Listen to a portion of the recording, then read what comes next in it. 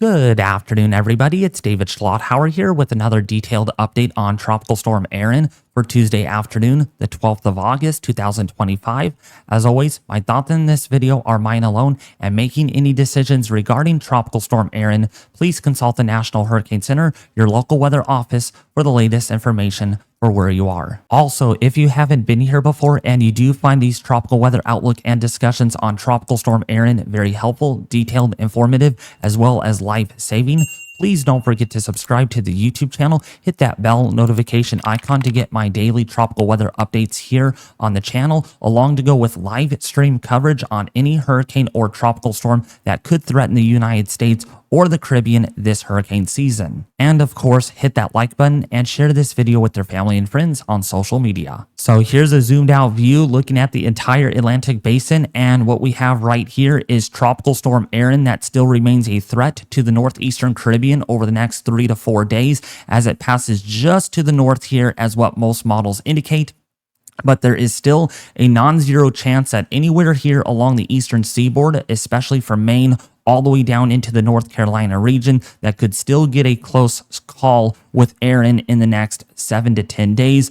Also, Bermuda could also get a close call here. So we are going to really need to be watching this system very closely still in this update. Now, this is a closer zoomed in view on Tropical Storm Erin, and you can see earlier we were able to see the center exposed quite well, helping us to locate exactly where Erin is heading. And it is right now headed pretty much at about 260 to 265 degrees just south of due west at this time.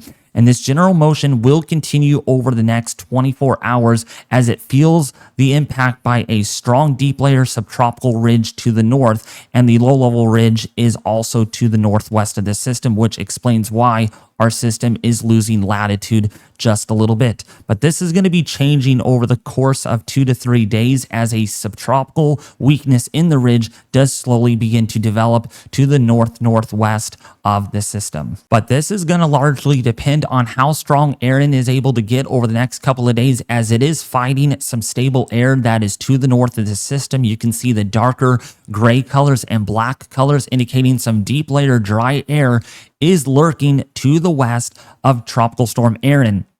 And some of that drier air may periodically try to get entrained into the circulation, helping to disrupt some formation of deep explosive thunderstorms, which would otherwise help to develop a more tight, compact circulation as the system moves generally off in this direction. But that drier air is likely to get mixed out overall over the next 3 to 6 days as it passes just to the northeast of the Greater Antilles. So with that in mind, there is a great deal of uncertainty on the exact track guidance ahead of Tropical Storm Erin, and that's because there's a lot of factors that come into play with this. One being, how strong will it be? How far north or south will it be? There's a lot of negative or complicated factors that come into play with this system, because any shift further south or west here could mean all the difference between, say, Bermuda getting hit or a close strike to the eastern seaboard of the United States. So we can see where Tropical Storm Erin would be here in about 5 days. So the system would be safely to the north of, say, the Greater Antilles here of Antigua and Guia, as well as U.S. British Virgin Islands and Puerto Rico. But if we look at the GFS in the same time frame, you can see how the system looks to go a little bit further to the north. And this, again, is the 5-day forecast. So we can see definite shifts here with the GFS being a little stronger further east, because it would feel the weakness in the subtropical ridge to the north a little sooner, versus the European model being a little weaker and a little further to the west and south. But inevitably, at this time, both deterministic model runs do indicate that the system will not impact the eastern seaboard if you look at it from a deterministic standpoint. But unfortunately here, this could be a still close call for Bermuda in about, say, 8 to 10 days, with the European model still to the left of Bermuda or to the west, versus the GFS model, if we look at that right here, showing a much more stronger system and just to the east, with perhaps the western eye wall passing directly over Bermuda in about the same time frame. So there is some consistency here both the timing in today's 12Z model output versus yesterday, where we had a lot of timing differences. Now, even so, there is a little bit better agreement that Bermuda will likely be in significant play here with a potential major hurricane. This is not to say that tracks further to the west could still be adjusted in subsequent updates here from our global computer models, as this here is a major hurricane shown here on the GFS versus a low-grade hurricane here with winds of about 90 miles an hour on the Euro. So there is definitely a spread in intensity, and that could affect both the track as well. So now, why is the track forecast very complicated here? And actually, what are the range of possible outcomes here on the European ensemble forecast? And so we just got our 12Z ensemble in for today's video, and you can see here the cloud of possible outcomes here, each showing an individual member. So a way to explain this as great as I can here is basically the atmosphere is tweaked 51 different times, each producing slightly different variables, maybe simulating that the ridge up here is a little weaker or a little stronger, the system down here is a little faster or a little slower, or a little stronger or a little weaker. So there's all of these different minute variabilities that the model reruns 51 different times to give us 51 possible outcomes here to the forecast. This is what forecasters like to use in terms of how likely is an area going to get a landfalling system, or how likely is this going to get closer to the United States. So we can see in today's European ensemble forecast, there is still a cloud of possible outcomes that still bring this across the northern Greater Antilles of the Leeward Islands here, such as Puerto Rico, as well as Antigua and Guia, as well as the U.S. British Virgin Islands, including some of the islands down here. So please do not, cancel your plans as far as, stop preparing, because this could get far enough south to where this makes a pretty close call to these islands. And that's why the cone of uncertainty that you're about to see here on the NHC clearly states that. Now, it becomes a bit challenging after 5 days. If we go out to about 7 days here, there is still a big, unusually high spread here. Still aiming some members here over the Bahama Islands in 7 days versus tracks that are still to the east of Bermuda. This is basically the cone of uncertainty here, very, very big, and still stretches more than 1,000 miles from southwest to northeast. In other words, there is not a pinpoint forecast that someone is going to stay safe or someone's going to get hit. That is why we look at this, and I'm doing daily updates or 2 updates a day on this because of the uncertainty that we're dealing with. And when we go out to about day 9 and then day 8, day 8, day 9, and then day 10, this is still close to the eastern seaboard of the United States. And you can see that here. I mean, there is still some members that are pretty dang strong here off the mid-Atlantic coast of the Carolinas as well as Virginia, versus the GFS being slightly to the north here with lesser members initialized on this model. So that's probably why the GFS operational is a little bit of an outlier given this case, but it does still show the most likely outcome here would be a turn to the north, avoiding the United States, but unfortunately impacting our friends here on Bermuda in about, say, 7 to 9 days. So a near strike is still evidently possible there in Bermuda in that time frame versus over here off the mid-Atlantic coast of the eastern seaboard. So now, why are models very uncertain on where and when the north turn will occur here? Looking at the European ensemble once again here at the 500 millibar steering flow chart, we can see a large subtropical ridge to the north here, directing the system generally off towards the west and slightly south of due west at this given time. But if we go forward in time here, there will be some complications in the forecast. And just to go to show you here that if we look at the previous model runs from the European ensemble, you can see that this ridge is changing a little bit and has shifted a little bit further to the west, but also at the same time, our ensemble models have still trended to the south as well as this trough too. So meaning that complications here, even so this did go a little further south, this would still likely turn out to sea just before it gets to a certain degree where it could impact the United States. So now, as we go out to day 5 here, you can see that this trough leaves the scene, but it is a matter of how quick that trough leaves before the next trough comes in, where parts of this ridge could slightly rebuild to the west, helping to steer the system a little further to the west. So we can see here clearly that does happen a little bit, but not at the right time to bring this further to the west, and instead the system is likely to feel an alleyway here between the subtropical ridge over here in the Midwest and another subtropical ridge here located out across the MDR of the Atlantic. And this trough being in the way here will allow an escape route very easily, with weakening of the subtropical ridge and most of the members turning out to the northeast a little sooner and to the north, versus some models that are back here because they sample that this trough up here is a little weaker, with the ridge being a little bit more dominant on either side of the system, allowing for a slower track. Because of this, while all of the ensemble members on the European model are out to sea, I want to make that very clear here, a fish storm is looking slightly more likely in this scenario.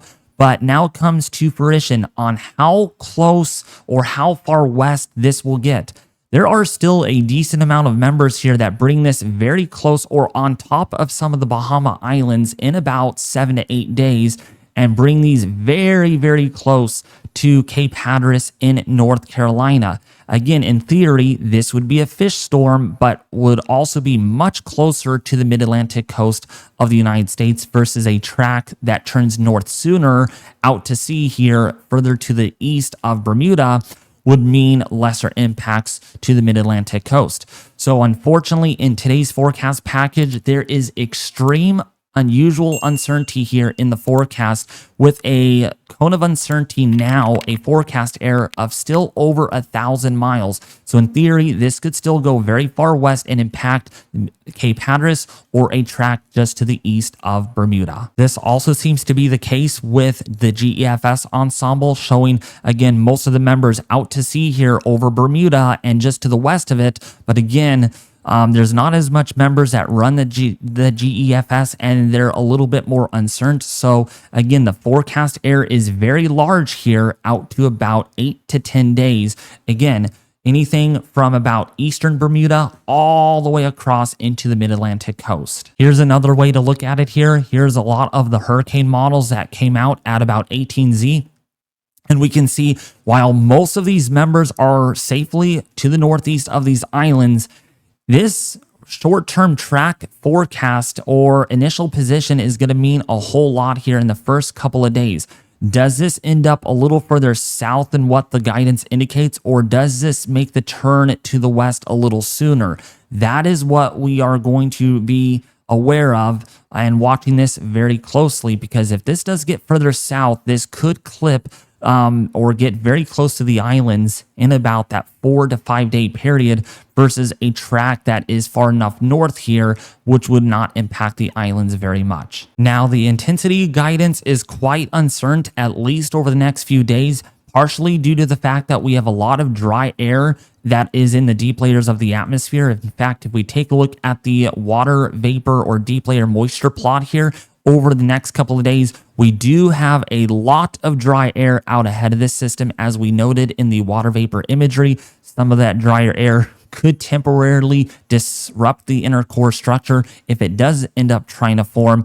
And we also have seen a weaker system overall here. If we look at the past few model runs, we can see that the system now ends up being a little weaker here on our latest hurricane models, and that really makes a huge difference on whether or not this actually becomes a hurricane sooner rather than later. And this would mean also the track forecast as well. But putting this into motion, we can see that eventually some of that drier air will mix out, but it's going to be a gradual one. Over the 3-day forecast, we can see there's a lot of green here, indicating a lot of moisture. As we go forward here in the next 5 days, there is still, again, some of that drier air that does try to wrap all the way around. And if any deep layer vertical wind shear here out of the westerly direction exists, then some of this drier air could actually disrupt the inner core structure here, as you can see with a pressure of 944 millibars. That is a very intense hurricane on this particular run of the halves B parent forecast, showing a category 4 hurricane. Now, as far as the upper level winds go with this, because this is going to matter a whole lot as far as your vertical wind shear goes. So right now, there is a touch of easterly shear over this system because the upper level winds here are moving slightly faster than the actual storm motion actually. Oh, wait, no. The storm is moving slower than the upper level winds are, so that equates to some easterly vertical wind shear here. But as the system slows down a little bit and gets barricaded underneath this barotropic upper level anticyclonic ridge over the system, vertical wind shear will be on the decrease, along to go with a slightly slowing in the forward speed of Erin. And this would allow the system to also intensify since it's going to be moving into much warmer sea surface temperatures in the 3-day forecast.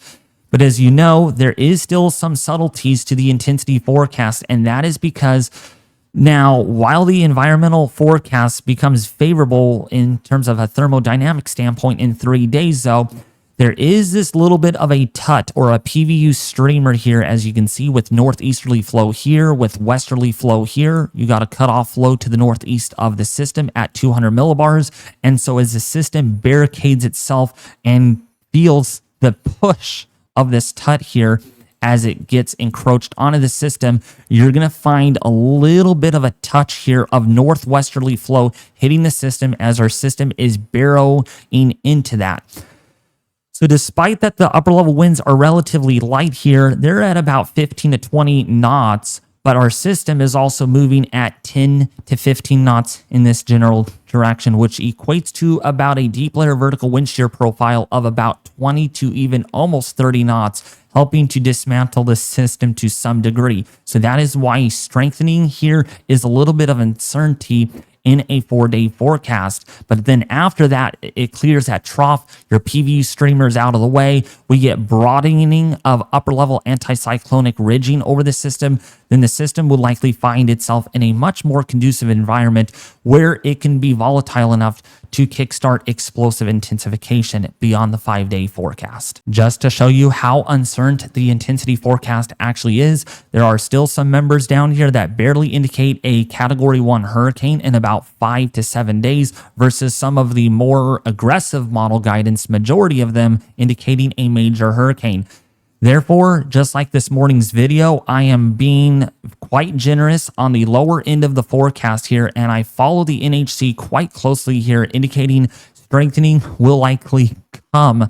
But now in 5 days, I am forecasting a category 2 with still a major hurricane in about 6 to 7 days, with my peak intensity now showing winds maxing out at 120 to 125 miles an hour at day 7. This is the official forecast from the National Hurricane Center, indicating that, again, a tropical storm is looking very likely all the way over the next 2 to almost 3 days here, but then becoming a hurricane perhaps by Friday morning. But I want to remind you all, there is still a lot of uncertainty in the intensity forecast at this given time because of the deep layer vertical wind shear and some dry air entrainment problems that the system could be facing. But in general, some slight strengthening is expected all the way through Friday, with a more rapid rate of strengthening by Saturday into perhaps on Sunday, which is what the NHC currently forecasts. The chances of tropical storm force winds impacting the northeastern Caribbean are at a non-zero chance at this given time,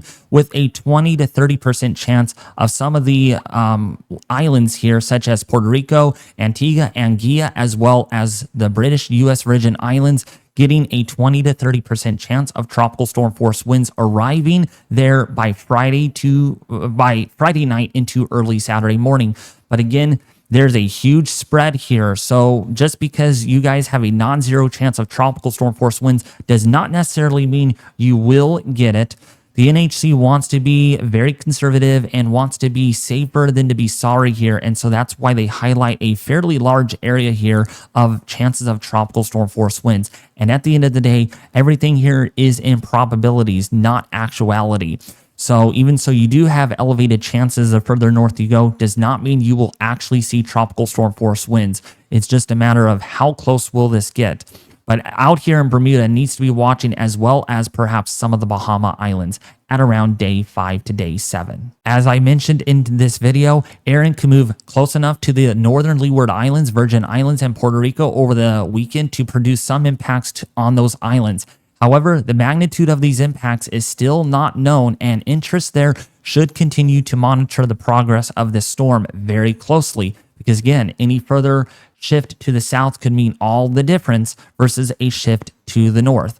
There is even greater uncertainty in what impacts might occur in portions of the Greater Antilles, the Bahamas, and the east coast of the United States and Bermuda next week. As we approach the climatological peak of the hurricane season, this is an opportunity to get prepared for plans that are in place. So make sure you have your plan in place as we get closer and closer to the peak of hurricane season. And by no surprise, the global tropics hazardous outlook here, to shift gears briefly here before ending this segment, is that there's a low to medium chance of tropical storm formation perhaps here over the main development region all the way between August the 20th through the 26th. That is not this week that we are in right now.